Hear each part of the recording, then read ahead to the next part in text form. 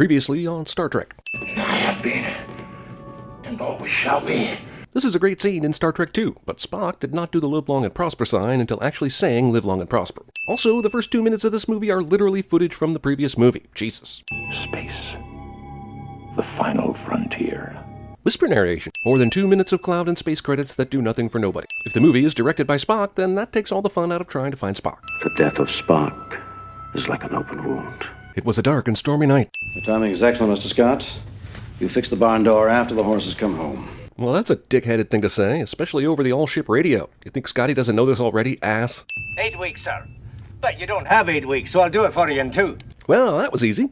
Hey, everybody, it's Christopher Lloyd, from Taxi. The Klingons keep RUSs as pets, proving once and for all that The Princess Bride and Star Trek take place in a shared universe. This is basically a space 8-track, which only makes sense if the movie is made in an era where 8 tracks are still a thing, which it was, so still sending the 8-trackness of it all. This whole ship appears to explode, but the people here get to chill like nothing's happened for a split second before the explosion reaches them. In HD, you can totally see the slightly lighter background box behind the Enterprise as it passes over this planet. Never noticed that until I intentionally nitpicked this movie for YouTube, which suggests it's still probably pretty good effects for its time. Still sending it because I have a sin counter to pad, Space porn that could double as a sex ed video. Hey, it's Excelsior, Sulu's future ship from undiscovered country. Neat. My friends, the great experiment. That experiment works, and it saves your ass 3 movies from now, but scoff all you want, old-timer. Aye. And if my grandmother had wheels, she'd be a wagon. But wouldn't she, though? Yeah, better go check that alone. You're only the captain of this ship. Those 2 officers didn't sign up for this. Enterprise is 20 years old. Jesus, they let that thing fly around for 20 years, and the crew is complaining about retiring it? I mean, I'm on the side of Starfleet here. In your absence, Genesis has become a galactic controversy. You are all under orders not to discuss with anyone your knowledge of Genesis. This is something we could have told you long before you got back, but it feels better doing it now, after you could have violated the policy already. Theoretical data on the Genesis device. I get that the chick in that earlier scene stole and gave them this. My question is, when did Kirk find the time to record himself speaking authoritatively on Genesis since the last movie? The only answer is the flight home to Earth. But then I counter with, why isn't Dr. Marcus making this video? Who is this video even made for? Why make a video of information you are going to personally deliver in hours when you get back to Earth? Wouldn't they already have the Carol Marcus explainer video about it from the Wrath of Khan? I guess my point is, this is one of the most expositional use-only videos to ever appear in a movie. Instead of a dead moon, a living, breathing planet now exists. With no warmth or energy from a nearby sun. We also generate 10 Dumbledores in order to sustain life on the planet. This is where the fun begins, Savick. That is not Savick. Couldn't you have at least picked an actress that even kind of resembles Kirstie Alley? Sector 2 indicating desert terrain. Minimal vegetation. But why? The Genesis Project creates life out of nothing. How would that include a desert with minimal vegetation? Cross-referenced and verified. An unidentifiable life form reading. Do you even hear yourself speaking that incongruous sentence? Verified, unidentifiable readings? Why do we beam it up? Yeah, sure, an unidentifiable life form. Why not? Luckily, the captain is hilariously and obviously by the book, so this idea is not entertained. Uhura has a ravioli ring. Well, phew, that search for Spock didn't take long, and, well, Spock trusted you, and you denied him his future.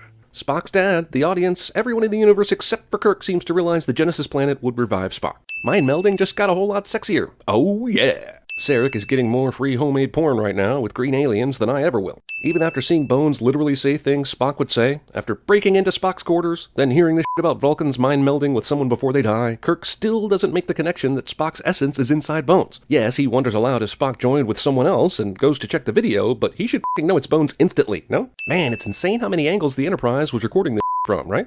It's almost cinematic. Repeat. And augment. Augment? That's the Starfleet jargon version of the zoom and enhance cliche. Exercise caution, Lieutenant. When this guy retires, he'll be decorated as the most careful captain Starfleet ever produced. There are your life forms. These were microbes on the tube surface. Microbes, by their very definition, are microscopic living organisms. I hate to be nitpicky, but these seem way more visible without a microscope than usual. Also, unexplained alien space ravioli. And the search for Spock has ended. And microbes got our hopes up. Jen, your life and your career stand for rationality, not for intellectual chaos. This asshole just described the opposite of what Jim Kirk's career has stood for. No one will be seated during the Spock-McCoy hybrid goes to the bar scene. This video game is clearly stupid. There, I said it. How soon is now? Star Trek character inspires the most popular song the Smiths ever produced. McCoy is basically Spock at this point, but only the secrets of the Vulcan nerve pinch didn't transfer for some reason. I guess the reason is comic relief, but still. No one pulls a punch better than William goddamn Shatner. Yes, let's put away that amazing super useful Destructoid gizmo and never use it again in the future history of our adventures. Word of Kirk and Sulu breaking bones out of prison should be all over Starfleet at this point, and the Enterprise the #1 search location. But these simple facts will not get in the way of the plot. Also, a movie will make it seem like hijacking and piloting a Starfleet vessel with a handful of people is easy, even though Star Trek Into Darkness would have us believe it takes a superhuman brain to create a super ship that is top secret, and oh my god, what have I become? The ship should need more people to operate, is all I meant to say. A chimpanzee and 2 trainees could run her. Okay, first of all, that's racist against chimps and Starfleet trainees. Second of all, why does any starship go out with a crew of hundreds if they're this easy to run with 6 people? Third of all, is that Velvet? This captain is clearly not captain material. This motherfucker files his nails. Excelsior powering up with orders to pursue. Because we, the rogue stolen ship, can still see Starfleet ship status and active orders, naturally. I have no clue what Scotty did to override Starfleet's lockdown on the space doors. All we saw was Scotty and Kirk looking hopefully at them. I'm simply going to assume the reason they opened is bullshit and move on. Also, if they have that kind of control over the space doors, they should be able to close it behind them and make sure that faster, better ship doesn't follow them, even if Scotty sabotaged the other ship. Thank God for the plot of this movie, that these were the only 2 starships anywhere in this area, as usual. Here, Doctor. Souvenirs from one surgeon to another. All that stuff I stole from the other ship's trans-warp drive, I have them right here for you to look at, because that's fun. Best speed to Genesis. Even though that prison break was a kind of fun scene, it's taken nearly 50 minutes for the Enterprise to finally Star Trek 3. This unclothed child should probably be a dead Spocksicle. Captain Spock. Okay, I need you to go through this whole range of emotions here, and perfect. All the same, I'm going to advise Starfleet and get instructions. I need to pad my most cautious captain statistics in time for the Whispering Rose Awards banquet. Captain Buford won last year, and by God, he will not get a second. The moral of this story is stop being so goddamn careful all the time. You might get blown up by a surprise Klingon ship run by Doc Brown. Protomatter. An unstable substance which every ethical scientist in the galaxy has denounced as dangerously unpredictable. Yeah, but if we're talking about the creation of life on desolate planets anyway, where's the ethics line drawn? We're gonna have to shame Kirk's kid for breaking the rules on a project like this. Send Captain Esteban my compliments. But make sure to do it in a careful manner. He'll like that. This goes on for some time. Now that we've cloaked, here's a shot of Krug's dog for no reason. And what do I find? A weakling human, a Vulcan boy, and a woman. That's racist 3 times. Federation starship approaching. Bring me up. How come a bird of prey Klingon ship can't fire while cloaked? At least until undiscovered country, but it can beam people in and out while cloaked? It's always bugged me. There, that distortion, see it? And Kirk just made cloaking technology obsolete, or else it was never very good to begin with, or else no one prior to Kirk bothered to use their eyes instead of the sensors? No shields? My guess is right, they'll have to decloak before they can fire. Yeah, but why can't you raise your shields and fire? Have I not seen countless Star Treks where they had their shields up and were still able to shoot enemy ships? I mean, the And despite giving their full power to the weapon systems, 2 torpedoes don't destroy the Klingon ship at all. Sir, the shield's non-responsive. Your automation system's overloaded. I didn't expect to take us into combat, you know. Oh, come on. You couldn't bring this up until now? Where were your concerns before this happened? And what a bunch of bullshit to create artificial conflict. Also, the shield is non-responsive. But can't you still fire some torpedoes? Or is automation overload code for we can't do shit anymore? Kirk survives this. I don't know why we didn't bring some sort of blaster with us down here, so a knife will have to do, I guess. I can't see how anything could go wrong. Oh no, something went wrong. Well, at least they got the 1 out of the 3 that isn't integral to the plot. Klingon bastard, you've killed my son. You knew him for like 2 hours. Don't get all dramatic about it. Klingon bastard. Oh yeah, I forgot. That's racist. Destruct sequence 2. Code 1. 1A. I love how these assholes have working self-destruct codes for a decommissioned ship they f***ing stole from Space Dock. Awaiting final code for 1-minute countdown. Code 000. So basically the final self-destruct password for Enterprise is password then? Can transporter bays really handle this kind of complex multiple asshole beaming? Especially since the ship was just hit and apparently has very little power. This feels like a new level of bullshit even for transporter beams. I, for one, am glad that the Enterprise's self-destruct sequence allows for the cinematically pleasing throwing of fools into the air before the whole ship explodes. Enterprise wreckage just tells me they'll find a way to rebuild this for the next movie, which is about whales, by the way. Puberty strength. What happened? He gave his life to save us. Space Jesus, son of Kirk! Star Trek 3 really loved mauve. Or really loved washing white Starfleet tops in the same load as red Starfleet pants. One of the two. Man, that is some Lion King level rock movement right there. And Krug didn't even need to sing a song. This planet, created by an artificial godlike substance, is playing the Deus Ex Machina to perfection during this fight. Is he falling sideways?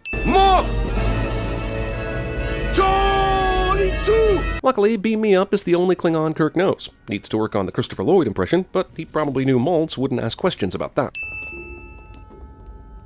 Oh yeah, Uhura. Too bad you had to sit this one out, for some reason. Good job being here on Vulcan at the end for a celebratory hug.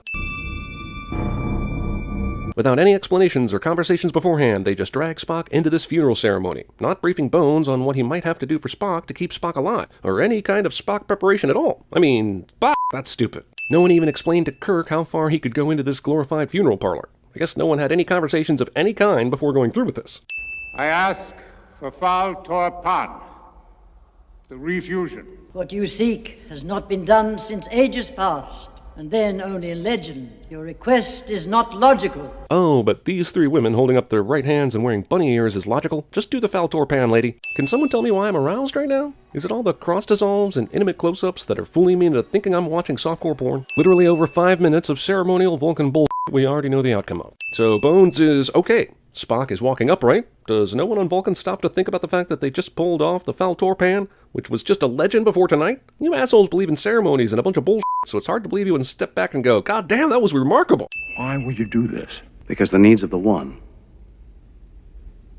outweighed the needs of the many. Kirk flipped the script on you, Spock. Damn. Wait a minute, that still doesn't make any sense. I can't help but think this whole thing could have been avoided if they'd just brought Spock back to his home planet in the first place. Sure, he wouldn't have gotten that sweet regenesis to magically come back to life, but we could have avoided this movie at least. Bring on the whales!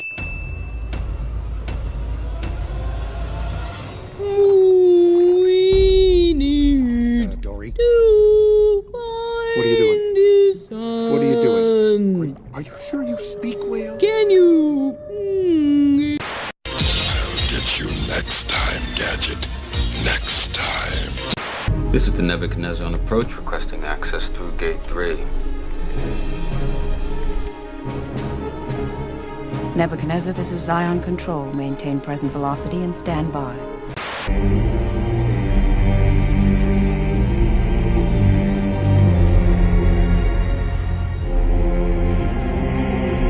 No, Jim. The Enterprise would never stand the pounding. Phrasing?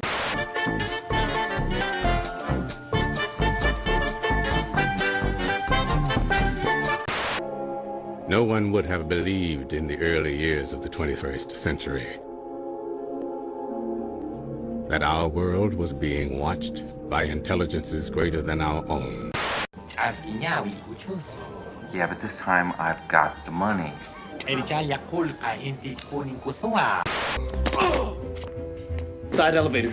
Agents on their way up. Retreat to your exits. Agents incoming. Things have certainly changed around here.